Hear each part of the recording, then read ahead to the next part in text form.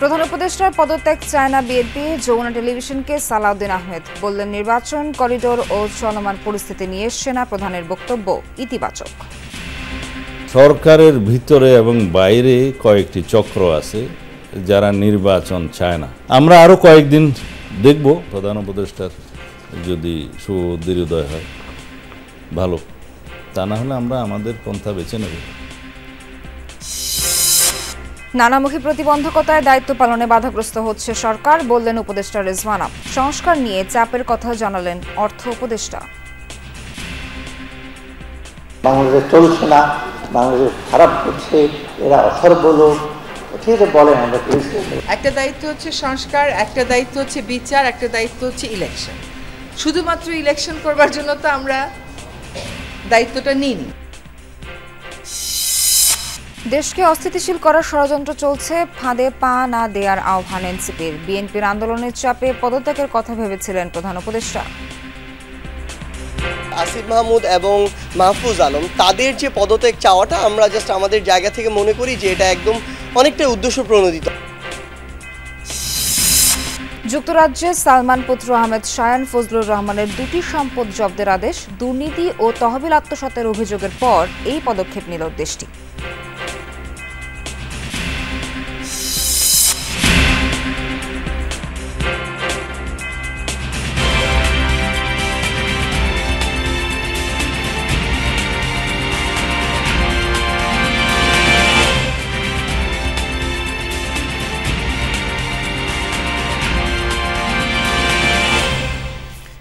স্বাগত সবাইকে, আমন্ত্রণ যমুনা নিউজে।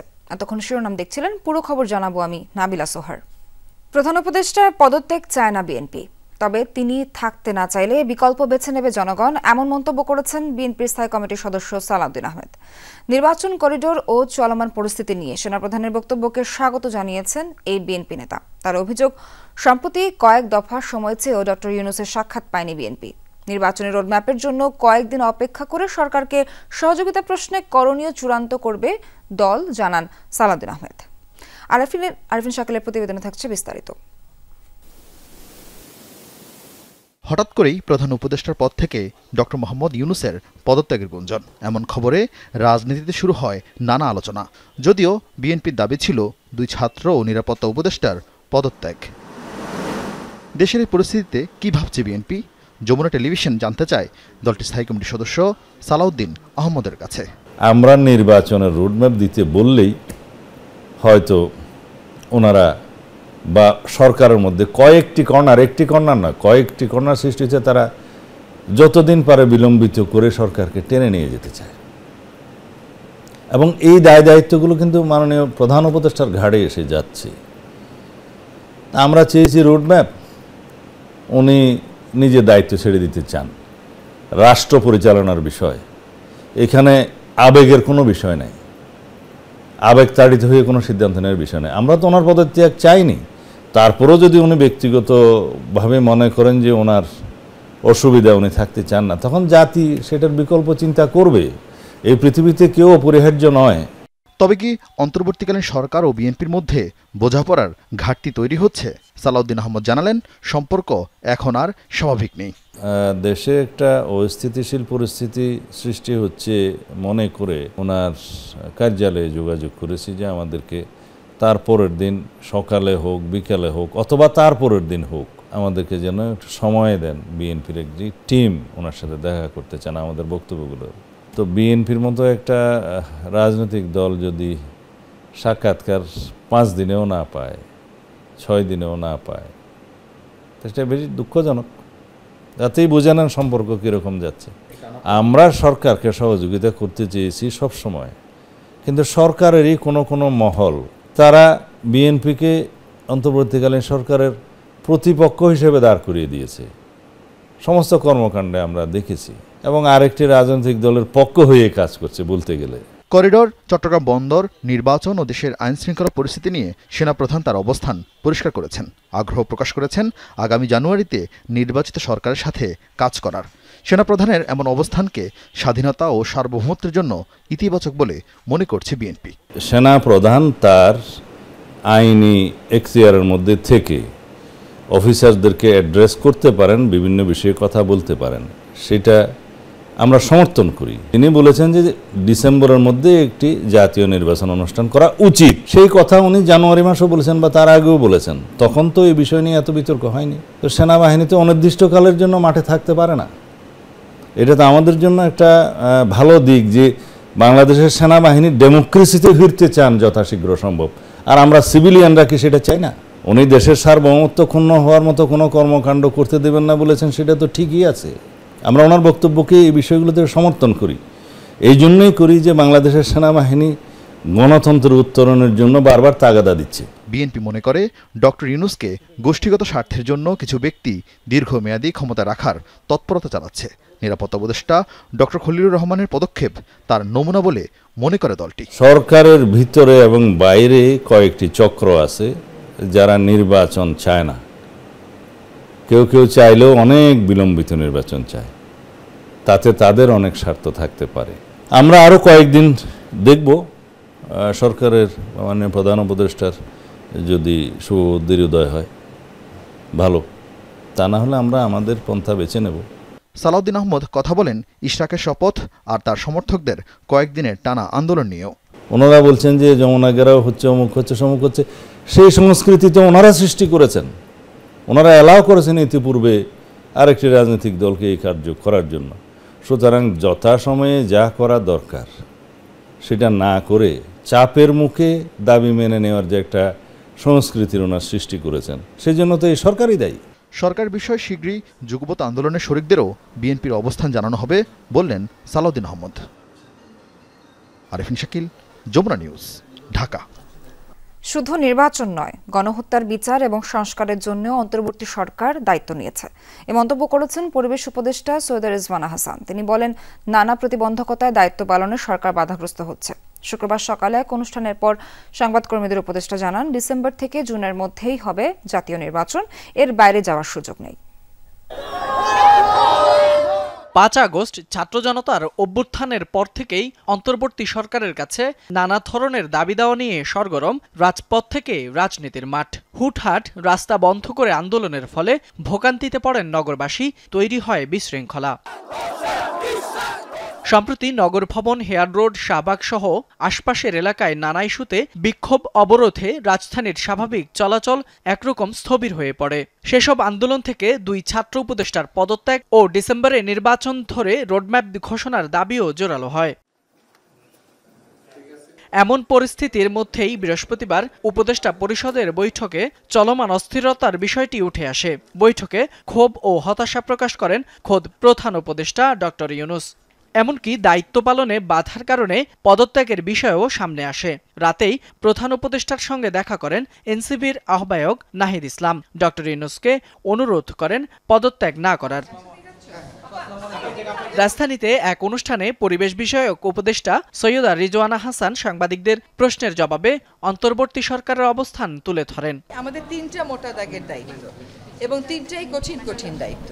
একটা দায়িত্ব হচ্ছে সংস্কার, একটা দায়িত্ব হচ্ছে বিচার, একটা দায়িত্ব হচ্ছে ইলেকশন।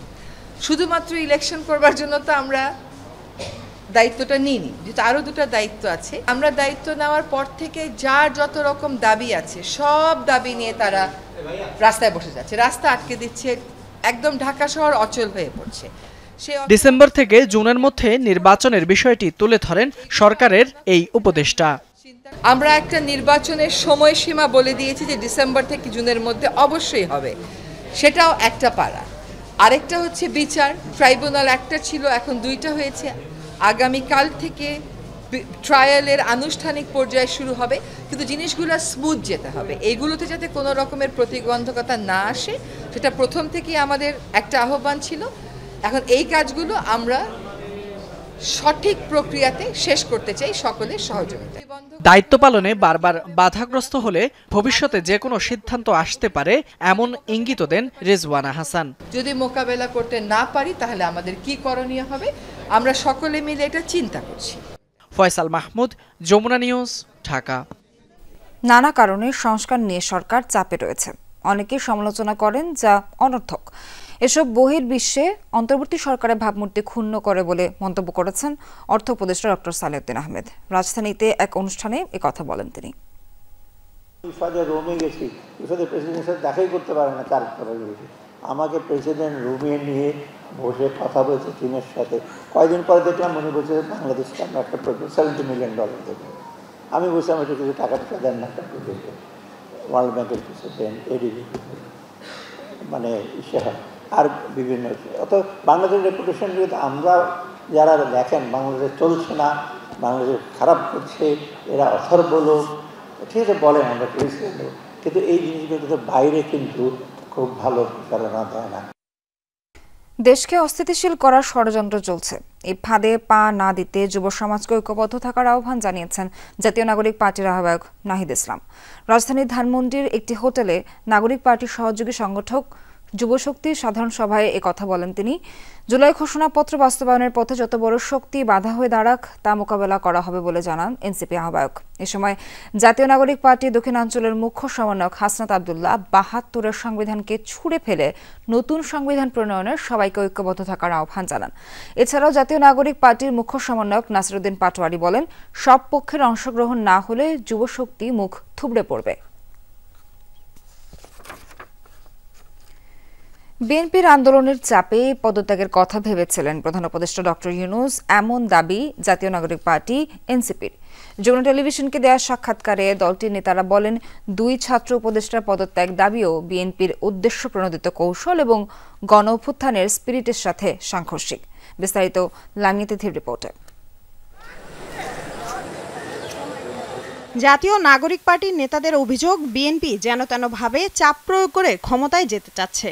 প্রধান উপদেষ্টার ঘাড়ে চড়ে এমন কাজ হবে তিনি এটা মানতে পারছেন না। আমরা অবশ্যই এটা মনে করি যে বিএনপির পক্ষ থেকে এটি সরকারকে একটি চাপ দেয়া, দ্রুত যেন নির্বাচনটা হয়। যমুনার সামনে চলে আসবে, যমুনাকে ব্লকেট করে রাখবে। আমরা মনে করি এটা অবশ্যই এই যে চেষ্টাটা, এই চেষ্টাটা কখনো ভালো চেষ্টা না। ভাবে একটা নির্বাচন করে তারা ক্ষমতা যেতে চাচ্ছে।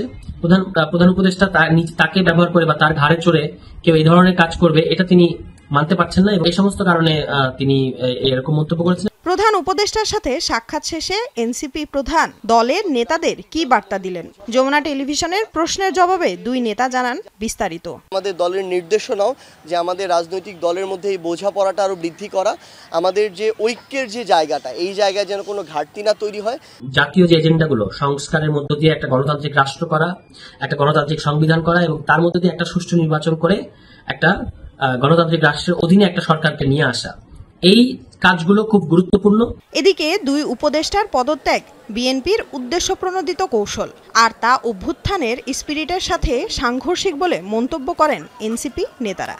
2 জন যে উপদেষ্টা অর্থাৎ আসিফ মাহমুদ এবং মাহফুজ আলম, তাদের যে পদত্যাগ চাওয়াটা আমরা জাস্ট আমাদের জায়গা থেকে মনে করি যে এটা একদম অনেকটাই উদ্দেশ্য প্রণোদিত। আসলে এখানে উদ্দেশ্য প্রণোদিত হওয়া ছাড়া অন্য কোনো কারণই নেই। ছাত্র উপদেষ্টা যারা গণ অভ্যুত্থানের প্রতিনিধি হিসেবে এই সরকারে আছেন, তাদের পদত্যাগের মতো কোনো বাস্তবতা নাই, বরং এটা যদি হয় তাহলে এই সরকারটা একটা ১/১১ সরকার হয়ে যাবে।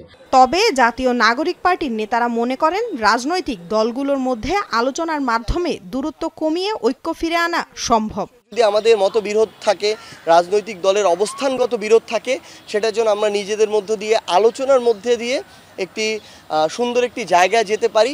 সবাইকে একটা কমন স্পেসে আসতে হবে, ন্যূনতম নিজেদের রাজনীতিগুলো ছেড়ে জাতীয় স্বার্থগুলোতে একমত হতে হবে। নির্বাচনের যে দাবি রয়েছে সেটি নিয়ে প্রধান উপদেষ্টার সাথে আলোচনায় বসার আহ্বান জানান দলটির নেতারা। লামিয়া তিথি, যমুনা নিউজ, ঢাকা। ডক্টর ইউনূসের অধীনে সুষ্ঠু নির্বাচন চায় জামায়াত। ডিসেম্বর থেকে জুনের মধ্যে নির্বাচন ও সংস্কারের লক্ষ্যে রোডম্যাপ দিলে গুজব ও ষড়যন্ত্র কেটে যাবে বলে মত দলটির নায়েবে আমির সৈয়দ আব্দুল্লাহ মোহাম্মদ তাহিরের।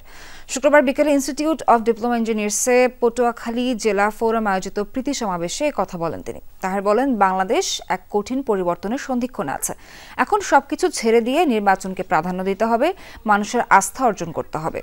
সুষ্ঠু ও নিরপেক্ষ নির্বাচনই সংকটের সমাধান হতে পারে।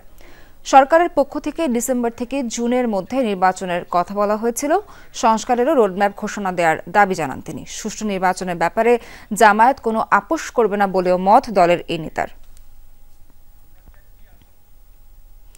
আগামী 25 মে জুলাইয়ের সব শক্তিকে একত্র করে দেশবিরোধী ষড়যন্ত্র মোকাবেলা ও ভারতীয় আধিপত্যবাদের বিরুদ্ধে শাহবাগে প্রতিবাদ সমাবেশ করার ঘোষণা দিয়েছে জুলাই ঐক্য সংগঠন। আজ থেকে সারা দেশে অনলাইন ও অফলাইনে চালানো হবে ক্যাম্পেইন।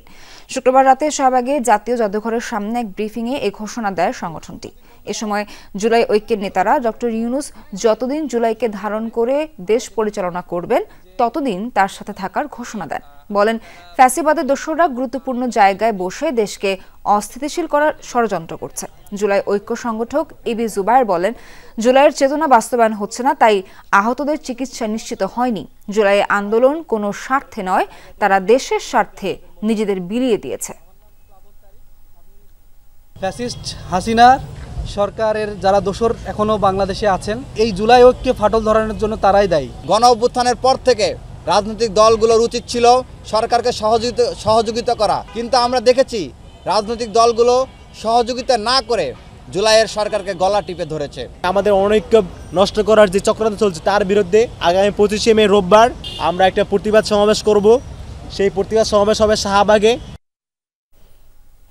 ক্ষমতাচ্যুত সাবেক প্রধানমন্ত্রী শেখ হাসিনা সরকারের শিল্প ও বিনিয়োগ বিষয়ক উপদেষ্টা সালমান এফ রহমানের ছেলের লন্ডনে থাকা দুটি সম্পত্তি জব্দের আদেশ দেওয়া হয়েছে। এই আদেশ পেয়েছে যুক্তরাজ্যের ন্যাশনাল ক্রাইম এজেন্সি এনসিএ। প্রভাবশালী সংবাদ মাধ্যম ফিনান্সিয়াল টাইমসের এক অনুসন্ধানী প্রতিবেদনে এই তথ্য উঠে এসেছে। এসব সম্পদ অফশোর কোম্পানির মাধ্যমে কেনা হয়েছিল। বিগত শাসনামলে দুর্নীতি ও তহবিল আত্মসাতের অভিযোগের পর এই পদক্ষেপ নেওয়া হলো। অনুসন্ধানী প্রতিবেদন অনুযায়ী জব্দ হওয়া দুটি সম্পদের মালিক আহমেদ শায়ান ফজলুর রহমান, যিনি বেক্সিমকোর প্রতিষ্ঠাতা সালমান এফ রহমানের ছেলে, আর সালমান এফ রহমান শেখ হাসিনার বিনিয়োগ বিষয়ক উপদেষ্টা ছিলেন।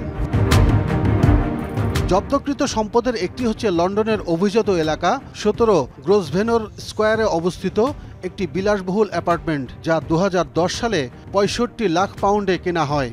অপরটি উত্তর লন্ডনের গ্রেশাম গার্ডেন্সে অবস্থিত একটি বাড়ি, যা 2011 সালে 12 লাখ পাউন্ডে কেনা হয়।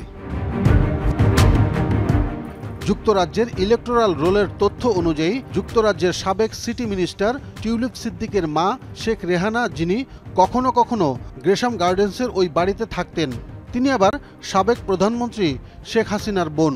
তবে এখনও তিনি সেখানে থাকেন কিনা তা নিশ্চিত নয় বলে উল্লেখ করেছে ফিনান্সিয়াল টাইমস। ব্রিটেনের ন্যাশনাল ক্রাইমস এজেন্সি এনসিএ এক বিবৃতিতে বলেছে, লন্ডনের 17 গ্রোসভেন স্কোয়ার এবং গ্রেশাম গার্ডেন্সের সম্পদ দুটি জব্দের আদেশ দেওয়া হয়েছে। এটি একটি চলমান তদন্তের অংশ। দুর্নীতি দমন কমিশন দুদকের চেয়ারম্যান মোহাম্মদ আব্দুল মোমেনের উদ্ধৃতি দিয়ে ফিনান্সিয়াল টাইমস জানিয়েছে, সালমান এফ রহমান ও তার ছেলে আহমেদ রহমান দুজনই দুর্নীতির তদন্তে সন্দেহভাজন। এদিকে পত্রিকাটিতে দেয়া এক বিবৃতিতে সব ধরনের অভিযোগ অস্বীকার করেছেন আহমেদ শায়ান রহমানের মুখপাত্র। তার মক্কেল কোনো বেআইনি কর্মকাণ্ডের সঙ্গে জড়িত নয় বলেও দাবি তার। তবে যুক্তরাজ্যের যে কোনো তদন্তে তারা পূর্ণ সহযোগিতা করবেন। আব্দুল্লাহ তুহিন, যমুনা নিউজ, ঢাকা। জমি দখলের অভিযোগে পিরোজপুরে আটক ছাত্রদল নেতাকে পুলিশের ভ্যান থেকে ছিনিয়ে নিয়েছে তার সহযোগীরা। শুক্রবার দুপুরে ভান্ডারিয়ার ভিটাবাড়িয়া এলাকায় ঘটনা ঘটে। পুলিশ জানায়, 999-এ জমি দখলের একটি অভিযোগের ভিত্তিতে ঘটনাস্থল থেকে জেলা ছাত্রদলের সদস্য কবির জমাদ্দারকে আটক করা হয়। পুলিশের ভ্যানে থানায় নেয়ার পথে আটক কবির ফেসবুকে লাইভে নানা হুমকি দেয়। মঞ্জু মার্কেটের কাছাকাছি পৌঁছালে কয়েকজন দুর্বৃত্ত পুলিশ ভ্যানে হামলা করে কবিরকে ছিনিয়ে নেয়। এ সময় আহত হয় এসআই মানিক লাল হাওলাদার ও কনস্টেবল মানস কুমার দাস। এ ঘটনায় অভিযান চালিয়ে নজরুল ও নাসির নামে দুজনকে আটক করেছে পুলিশ। বাকিদের ধরতে অভিযান চলছে। নোয়াখালীতে কিশোরকে হত্যার ঘটনায় অভিযুক্ত পল্লী চিকিৎসক এখনও গ্রেফতার হয়নি। এ ঘটনায় হয়নি কোনো মামলাও। এর আগে বৃহস্পতিবার রাতে ঢাকায় আনার পথে মৃত্যু হয় এই কিশোরের। নিহত আবুল হোসেন রাফির বন্ধুরা জানায়, ওই দিন বিকেলে ফুটবল খেলার সময় রুমন আহত হয়। তার ঠোঁটের রক্তক্ষরণ বন্ধ করতে স্থানীয় পল্লী চিকিৎসক মোহাম্মদ শাহিনের কাছে নিয়ে যায় বন্ধুরা। ওই চিকিৎসক চিকিৎসা দিতে রাজি না হওয়ায় কিশোরদের সাথে কথা কাটাকাটি হয়। হাতাহাতির এক পর্যায়ে ছুরি দিয়ে রাফির গলায় আঘাত করে চিকিৎসক। গুরুতর অবস্থায় রাফিকে 250 শয্যা নোয়াখালী জেনারেল হাসপাতালে নিয়ে যায় স্থানীয়রা। সেখানে অবস্থার অবনতি হলে ঢাকায় আনার পথে মৃত্যু হয় রাফির। এই ঘটনার পর থেকে অভিযুক্ত পল্লী চিকিৎসক শাহিন পলাতক। দর্শক, এই ছিল এখনকার মতো যমুনা নিউজে। এতক্ষণ যারা সঙ্গে ছিলেন সবাইকে ধন্যবাদ।